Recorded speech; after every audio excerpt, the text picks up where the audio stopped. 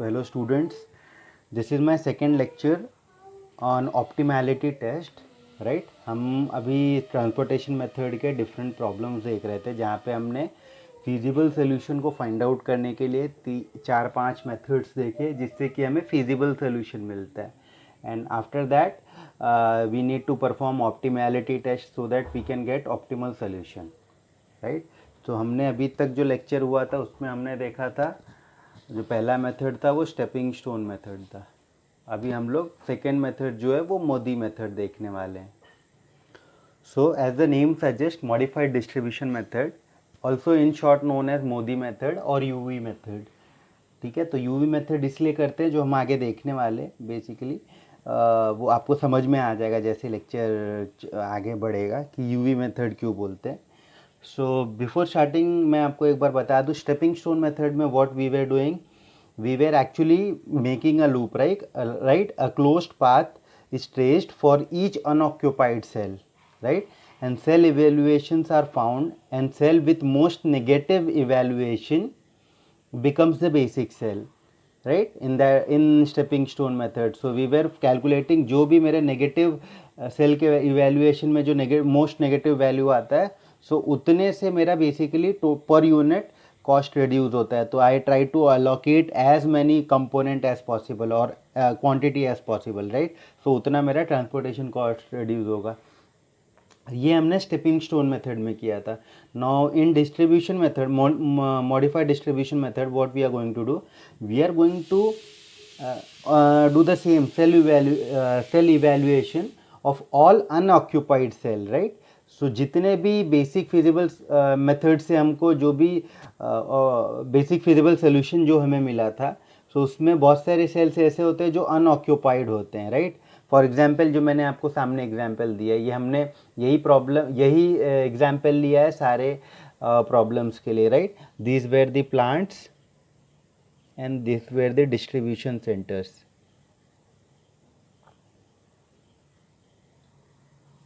Right. तो 4 distribution centre, 3 plants, 3 plant के ये सप्लाई, 4 डिस्ट्रीब्यूशन सेंटर्स के इतने डिमांड होते थे, राइट। सो उससे मैंने जो वोगल अप्रॉक्सीमेशन मेथड से इसी प्रॉब्लम को सॉल्व किया था, तो उसमें मुझे जो ऑप्टिमल सोल्यूशन मिला था, या सॉरी जो बेसिक फिजिबल सोल्यूशन मिला था वो ये था जो मैंने सामने रखा हुआ आपके, राइट।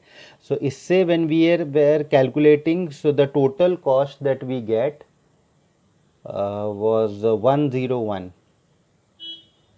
राइट। सो हम लोग अभी देखने वाले कि ऑप्टिमैलिटी टेस्ट से हमको उसमें भी कुछ सोल्यूशन में मॉडिफिकेशन मिलता है कि नहीं।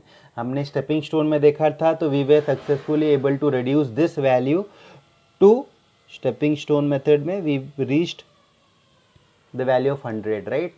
सो अभी यूवी मेथड से वेरीफाई करते हैं कि ये 100 आता है या फिर उससे भी कम, ठीक है। Since now it is very clear कि optimality test stepping stone method है, सो स्टेपिंग स्टोन में मुझे ऑप्टिमल सोल्यूशन मिलेगा। तो कहने का मतलब है कि ये ऑप्टिमल सोल्यूशन है, राइट। और ऑप्टिमल सोल्यूशन सिर्फ एक होता है, सो यूवी मेथड भी ऑप्टिमल सोल्यूशन देने वाला है। और एक ही अगर सोल्यूशन होता है optimal solution, so but obviously कि यूवी का भी आंसर जो है वो 100 ही आने वाला है। So let's see what we get after solving. Okay, so I repeat again, MODI method या यूवी मेथड को आपको एक्सप्लेन कैसे करना है। In a modified distribution method you can say cell evaluations of all unoccupied cells are calculated, right, with the method that we are going to see, and only one closed path which is having most negative cell is traced like that of stepping stone, right. so similarly वैसे ही मुझे भी यहाँ पे वो जो most negative cell है वो मिलने वाला है, ठीक है। अब ये जो मेथड है ये ना बेसिकली 2 इम्पॉर्टेंट स्टेप्स में यूवी मेथड को हम लोग क्लासीफाई कर सकते हैं। जो पहला स्टेप है वो basically we have to set up a cost matrix that we get with any method of basic feasible solution, right. So we have to set up a cost matrix. Now here see, this is not important to me right now for that time basis, right. So ये important नहीं है, तो cost matrix we have to set up, और जो भी मुझे solution मिले थे वो एज इट इज़ लिखना है, मतलब जहाँ पे मैंने एलोकेशंस किए थे, ठीक है।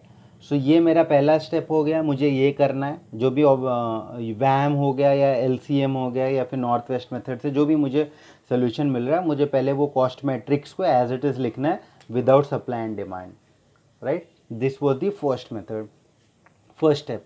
Second step would be we have to allocate or we have to basically distribute this cost. अब ये क्या है, ये जो सेल 1 है, राइट, सेल 1 ये बेसिकली अगर मैं इस प्लांट से कुछ भी सामान यहाँ पे डिस्ट्रीब्यूशन सेंटर में भेज रहा हूँ, सो पर यूनिट कॉस्ट मुझे इतना, पर यूनिट जो क्वांटिटी है पर यूनिट पे मुझे इतना कॉस्ट इनकर हो रहा है, दैट इज़ 2 रुपीज़, राइट. सो मैं क्या करने वाला हूँ यहाँ पे, ये जो कॉस्ट है ना इसको बेसिकली 2 पार्ट में डिवाइड करूँगा, 2 कंपोनेंट में. इफ़ यू रिमेंबर हम लोग किसी भी पॉइंट को, ठीक है, 2 कंपोनेंट कॉस और साइन में रिप्रेजेंट कर सकते हैं, राइट. कॉस थीटा साइन की थीटा. अगर हम लोग कोई भी ग्राफ पे कोई भी एक पॉइंट ले ले और उसका ओरिजिन से अगर डिस्टेंस निकालना है हमको, ठीक है, या तो उसका कंपोनेंट निकालना है, तो विथ रिस्पेक्ट टू ओरिजिन हम उसको कॉस और साइन कंपोनेंट में डिवाइड करते हैं. तो इन द सेम वे ये कॉस्ट जो है ये मुझे बेसिकली हॉरिजॉन्टली वर्टिकली 2 कंपोनेंट में डिवाइड करना है, ठीक है. वो जो 2 कंपोनेंट है उनको बोलते हैं यू. बेसिकली ये जो रो है उसको बोलेंगे, रिप्रेजेंट करेंगे यू से, और जो कॉलम से उसको रिप्रेजेंट करेंगे वी से, ठीक है. So that is why U V method, जैसे हमने नाम दिया.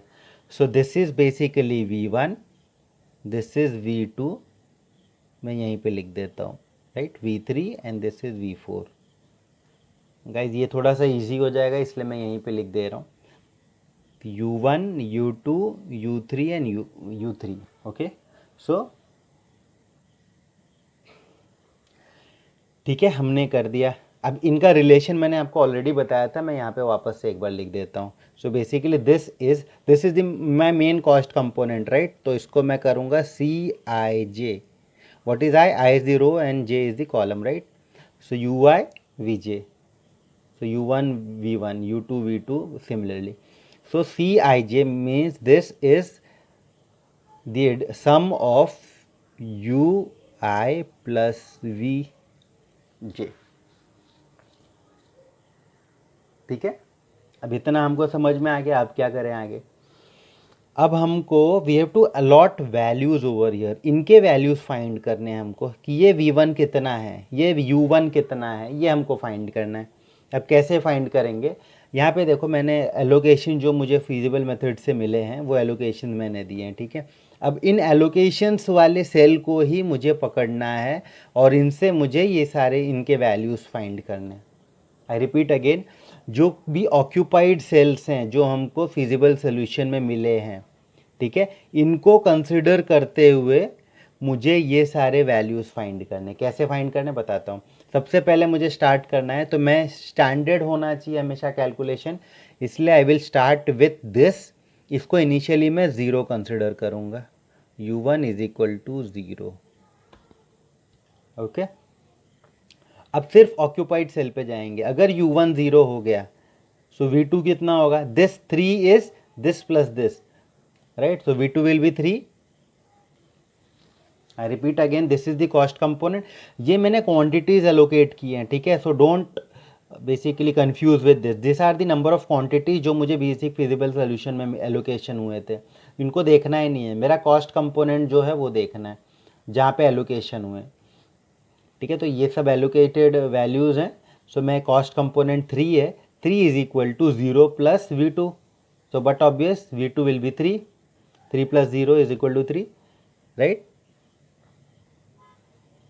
अब इसके बाद अगर U1 0 है सो V3 कितना होगा, very simple, this plus this is 11, correct.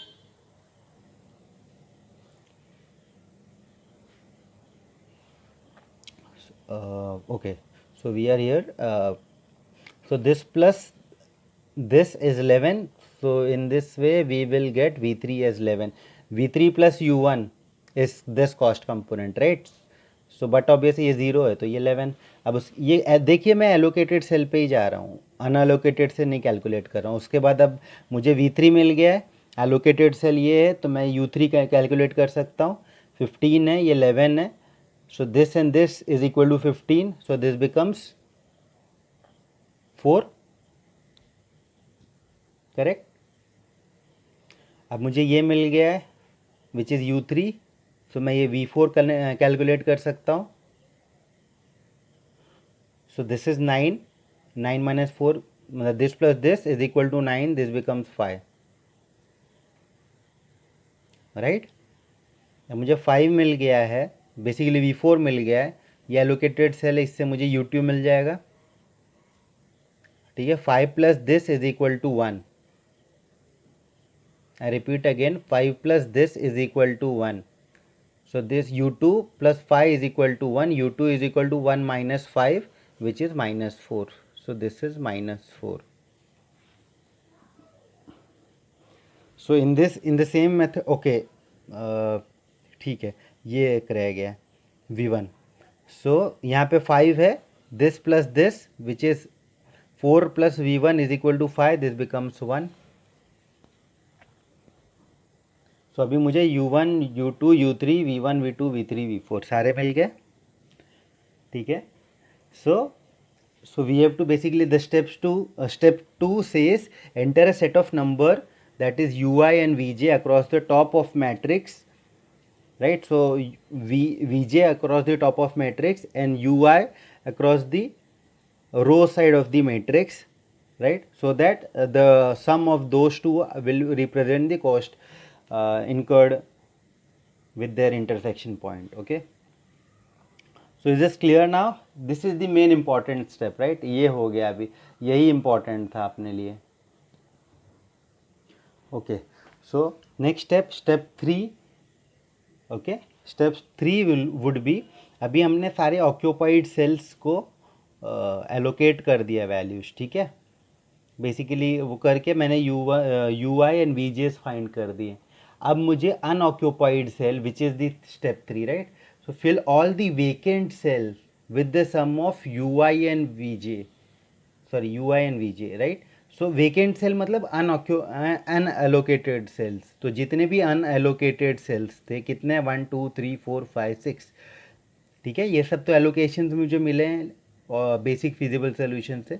जो भी अनएलोकेटेड सेल्स हैं, ठीक है, वहाँ पे मुझे क्या करना है, वहाँ पे बेसिकली एक फार्मूला लगाना है, ठीक है। और वो फार्मूला इज़ बेसिकली मुझे वहाँ पे डिफरेंस कैलकुलेट करना है CIJ minus UI plus VJ का। सो स्टेप 3 तो मैं करके दिखाऊंगा आपको।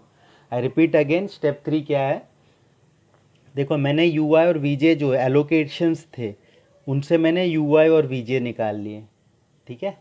उसके बाद जो अनएलोकेटेड सेल हैं उनके कॉस्ट कंपोनेंट इस वैल्यू से, UI और VJ से उनके कॉस्ट कंपोनेंट क्या हो रहे हैं इनको देखना ही नहीं है मुझे डायरेक्टली इन नए वैल्यूज़ कैलकुलेट करने। वो कैसे होगा देखो, सबसे पहला अगर मैं वापस से एक बार लिख देता हूँ, ये बना देता हूँ, sorry.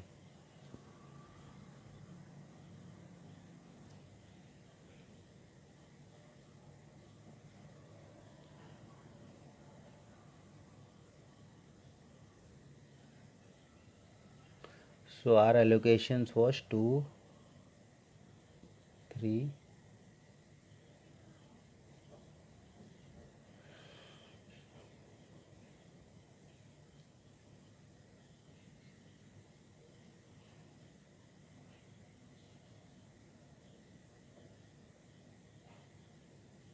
U1 as 0, U2 we get as minus 4, U3 we get as 4. So V1 as 1, V2 we got as 3, V3 we got as 11 and V4 we got 5, right?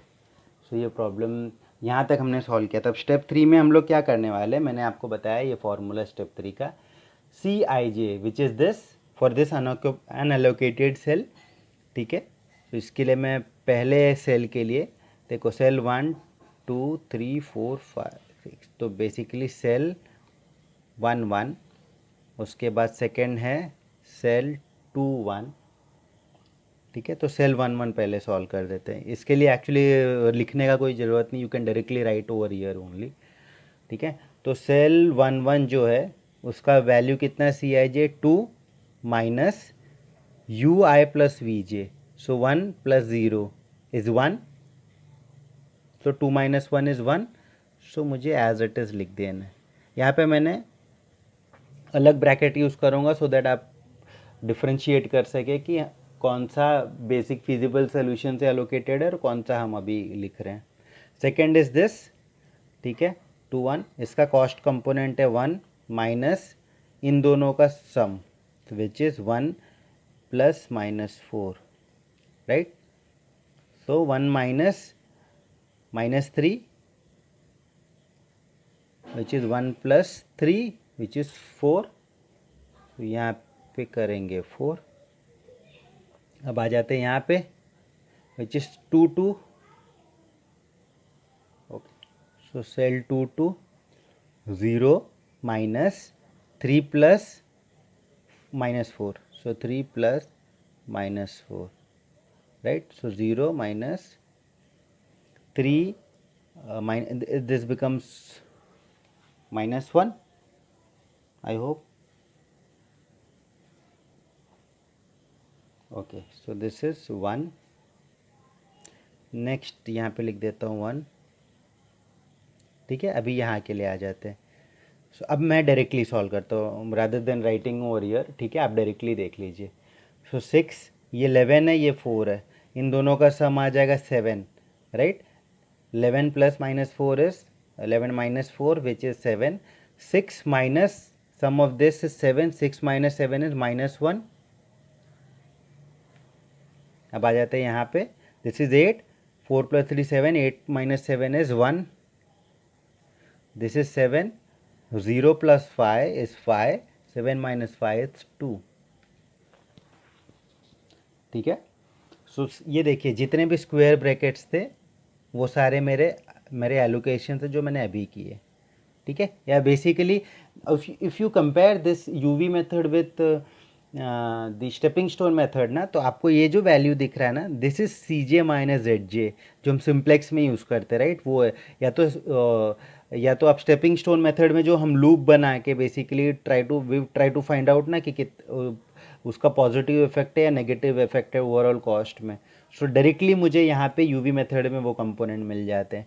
सो अभी देखो आप 1 4 1 1 माइनस 1 2, सो ये मुझे बता रहा है कि बेसिकली यहाँ पे हर यूनिट से हर पर यूनिट जो क्वांटिटी रहेगा उससे मेरा कॉस्ट में 1 रुपीज़ का डिफरेंस आ रहा है। जितना मैं कॉस्ट यहाँ पे जितना मैं क्वांटिटी एलोकेट करूँगा उतना ट्रांसपोर्टेशन कॉस्ट 1 रुपीज़ से डिक्लाइन होने वाला है, राइट। सो यहाँ पे मैं maximum allocations I will try to do. एक बार देखिए आप लोग यहाँ पे, ठीक है। सो ये मुझे मिला है जहाँ पे कि वैल्यू जो है वो -1 आ रहा था, तो यहाँ पे मुझे मैक्सिमम एलोकेशन करना है। पर यहाँ इस प्लांट का मैक्सिमम कैपेसिटी कितना है 1 का, ठीक है। इस कॉलम का जो डिस्ट्रीब्यूशन सेंटर है उसका डिमांड 3 है, इन दोनों में जो मिनिमम है 1, तो मैक्सिमम एलोकेशन यहाँ पे मैं 1 का कर सकता हूँ। एक क्वांटिटी में मैक्सिमम डाल सकता हूँ, राइट, क्योंकि ये प्लांट तो एक ही मैन्युफैक्चर कर सकता है ना, राइट। तो एक, और पर यूनिट जो कॉस्ट था मेरा वो कितने से कम हो रहा था, क्योंकि डिफरेंस जो था कॉस्ट का -1 आ रहा था, इसका मतलब एक क्वांटिटी पे 1 रुपये का, ठीक है। ये देखो ये बेसिक फिजिबल सोल्यूशन में 1 रुपये का फ़र्क आने वाला है। तो बेसिक फिजिबल सोल्यूशन में 101 आया था, 1 रुपये से मतलब इसके हिसाब से कितना आने वाला है, 100 आने वाला है, वो हम देखेंगे आगे। पर 100 आएगा जो कि मुझे स्टेपिंग स्टोन से ऑलरेडी मिल चुका है, पर यहाँ पे मैं करके दिखाता हूँ आपको। सो यहाँ पे मुझे यहाँ पे देखो 1 और 3 था, तो मैं मैक्सिमम यहाँ पे 1 एलोकेट कर सकता हूँ, ठीक है। तो अगर मैंने 1 यहाँ पे एलोकेट कर दिया, मैक्सिमम जो इन दोनों में से जो मिनिमम है वो जो क्वांटिटी यहाँ पे मुझे डालना है, राइट। तो ये मैं 1 एलोकेशन यहाँ पे कर दूंगा। अगर 1 करता हूँ तो इसको मेंटेन करने के लिए यहाँ पे 1 ऑलरेडी है, ठीक है, तो ये 0 हो जाएगा, तो मैक्सिमम 1 यहाँ पे, राइट, ये 0 हो गया। तो यहाँ पे 2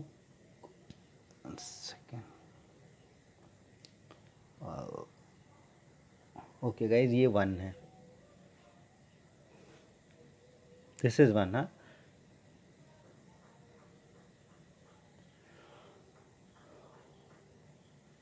तो पहले यहाँ पे 1 था और यहाँ पे 1 था, राइट। तो भी ये 2 फुलफिल हो रहा है ना डिस्ट्रीब्यूशन सेंटर का डिमांड। सो एक्चुअली ये 1 था। सो यहाँ पे 1 था, यहाँ पे 1 था, सो यहाँ पे 0 था। तो यहाँ पे अगर 1 में इन दोनों में से मिनिमम यहाँ पे डालना पड़ेगा मुझे। तो यहाँ पे मैंने 1 डाला, तो इसको बेसिकली ये जो लूप है इसको मुझे क्या करना पड़ेगा, स्टेपिंग स्टोन मेथड में याद कीजिए हम लोग लूप को बैलेंस करते थे, राइट। बिकॉज अगर यहाँ पे 1 डाल दिया मैंने ऑलरेडी और यहाँ पे पहले 2 था, sorry I made a blunder over here, this is 2, ठीक है। सो यहाँ पे मैंने 1 डाला, ठीक है। तो ये यहाँ पे 0 करना पड़ा बिकॉज ये मेंटेन रहना चाहिए, ठीक है, अनबैलेंस नहीं होना चाहिए। सिमिलरली यहाँ पे 1 डालता हूँ तो सी 1 2 3 4 पर 3 है, राइट। तो यहाँ पे भी कम होगा, तो देख लेते हैं। अभी 1 यहाँ का यहाँ पे आ गया, basically this becomes +1 -1 +1 -1, sorry +1 minus, ठीक है। फिर यहाँ पे प्लस करना पड़ेगा, तो 1 है, सॉरी आई एम थिंकिंग थोड़ा सा डिफ़िकल्ट मतलब हो रहा है। मैं वापस से एक बार वापस से फ्रेश एक्सप्लेन करता हूँ, ठीक है, because this is getting very difficult मतलब कंफ्यूजिंग। सो मैं वापस से आपको बता देता हूँ। देखिए मुझे ये 2 वैल्यूज़ थे जो कि इंटरचेंज मैंने गलत लिख दिए थे। ये फिजिबल सोल्यूशन में ये मुझे सोल्यूशन मिला था, राइट। यहाँ 2 नहीं था, 1 था, और यहाँ पे 1 नहीं था, 2 था।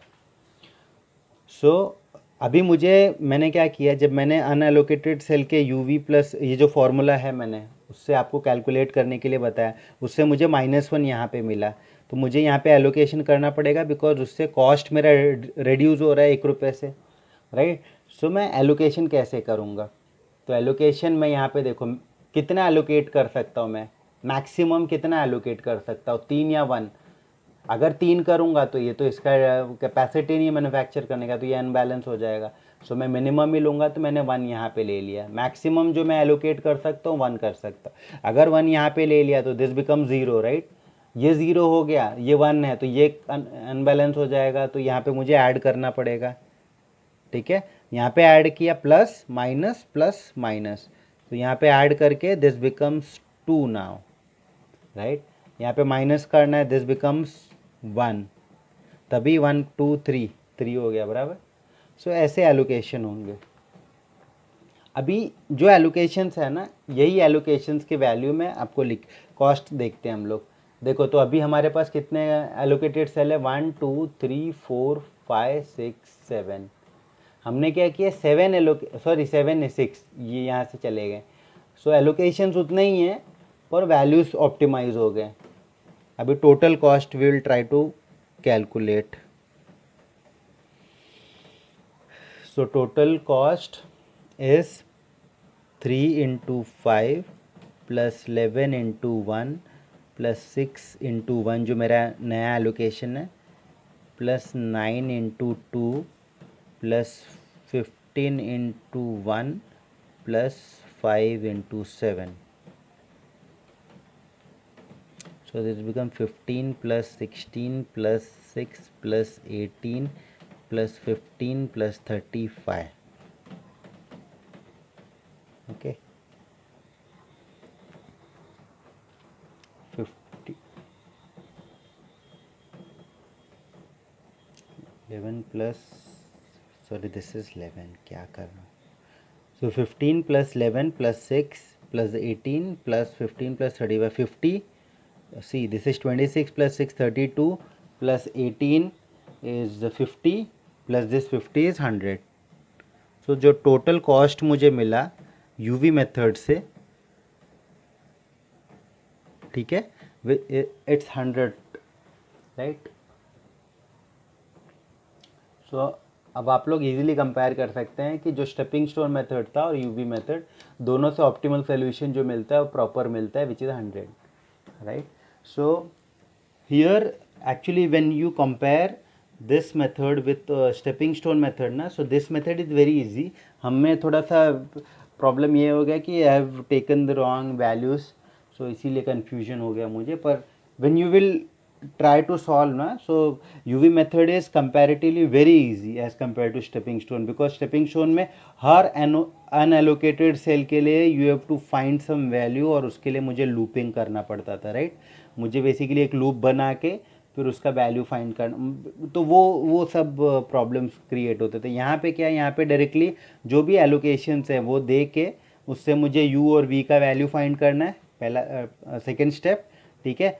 तो u हर एक cost C I J is equal to U I plus V J, उससे मुझे सारे एलोकेटेड सेल्स के मदद से u और v के वैल्यूज़ मिल जाएंगे, ठीक है। खाली स्टार्ट में मुझे u1 इज इक्वल टू 0 लेना है स्टैंडर्ड हमेशा। You can also use v1 as 0 and then try to find everything, ठीक है। आप v1 को भी 0 लेके सब वैल्यूज़ फाइंड कर सकते हो, आपको आंसर सेम मिलने वाला है। तो आइदर टेक u1 और v1, पर एक स्टैंडर्ड लो, तो मेरे हिसाब से u1 आपको हमेशा लेना है, ठीक है। तो u1 को 0 लेके फिर सारे एलोकेशन सेल से मुझे बाकी सब वैल्यूज़ फाइंड करने हैं, ठीक है। वैल्यूज़ फाइंड होने के बाद जो अनएलोकेटेड सेल था वहाँ पे मुझे this minus summation of this two, addition of this two, ठीक है। उससे मुझे यहाँ पे कुछ वैल्यूज़ मिलेंगे कॉस्ट के, that is my C J minus Z J value. मैंने क्या बोला है, देखो C J minus Z J is cost component, right. तो C J minus Z J जो है स्टेपिंग स्टोन में मैंने आपको बताया था, this is basically C J minus Z J. जब तक कोई भी C J minus Z J negative है तब तक हम लोग सॉल्व करते रहते हैं, ठीक है। मिनिमाइजेशन वाला प्रॉब्लम मैंने बताया था आपको। मैक्सिमाइजेशन में जैसे नेगेटिव गया वी स्टॉप, मिनिमाइजेशन में अगर नेगेटिव गया जब तक है तब तक हमको रखना है। ट्रांसपोर्टेशन जो वो मिनिमाइजेशन का प्रॉब्लम है। तो जब तक ज़ीरो या तो सारे पॉजिटिव कॉस्ट में कंपोनेंट नहीं आते, ठीक है, मीन्स एलोकेशन जो मैं बता रहा हूँ आपको, ठीक है, क्वांटिटीज़ के। तो ये एलोकेशन जब तक नेगेटिव या ज़ीरो नहीं आते तब तक मुझे सॉल्व करते रहना है, ठीक है। तो यहाँ पे नेगेटिव है तो मतलब यहाँ पे पर यूनिट मेरा उतना कॉस्ट रिड्यूस होने वाला है। नेगेटिव है तो मैं और उसको सॉल्व करूँगा, ठीक है। और जो भी ऑप्टिमल सोल्यूशन है तो मैक्सिमम क्वांटिटीज़ अवेलेबल हैं वो मुझे एलोकेट करके उतना ही कॉस्ट रिड्यूस करना है, ठीक है। तो यहाँ पे एक क्वांटिटी था तो एक क्वांटिटी करने से मेरा बेसिक फिजिबल सोल्यूशन से ऑप्टिमल सोल्यूशन सिर्फ ₹1 से चेंज हुआ, जो हमने देखा था, ठीक है। सो आप इसको देखने के पहले आप लोग एक बार अगर स्टेपिंग स्टोन मेथड और ये यूवी मेथड दोनों बेसिकली वन शॉट में देखना, सो दैट आपको दोनों मेथड कंपेयर करके समझने के लिए इजी रहेगा, ठीक है। अगर गैप हुआ तो आई वुड रिकमेंड कि पहले आप लोग एक बार और स्टेपिंग स्टोन मेथड देख के फिर बाद में यहाँ पे आइए, ठीक है। So this is basically the modified distribution और UV method is look like, ठीक है। नेक्स्ट लेक्चर में हम लोग एक डीजेनरेसी का प्रॉब्लम देखने वाले हैं, जिससे कि हमको और डिफ़िकल्ट प्रॉब्लम कैसे सॉल्व करना रहता है, एक स्पेशल टाइप ऑफ प्रॉब्लम को कैसे सॉल्व करना है, ठीक है, वो हम सीखेंगे।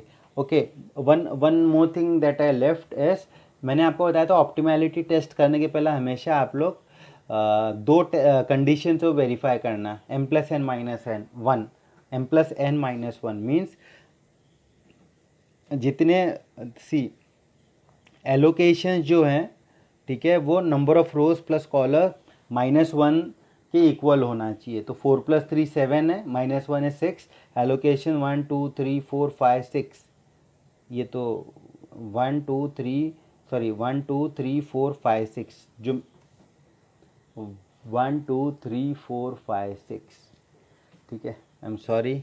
सो m+n-1 was equal to number of allocation जो हमने लिए कॉस्ट मैट्रिक्स में। बिफोर सॉल्विंग जो मैंने मैट्रिक्स लिया था वहाँ पे 6 एलोकेटेड सेल थे, तो ही मैं उसे ऑप्टिमैलिटी टेस्ट परफॉर्म कर सकता हूँ। अगर m+n-1 से कम होता है तो I can't perform optimality test. So thanks for watching the video.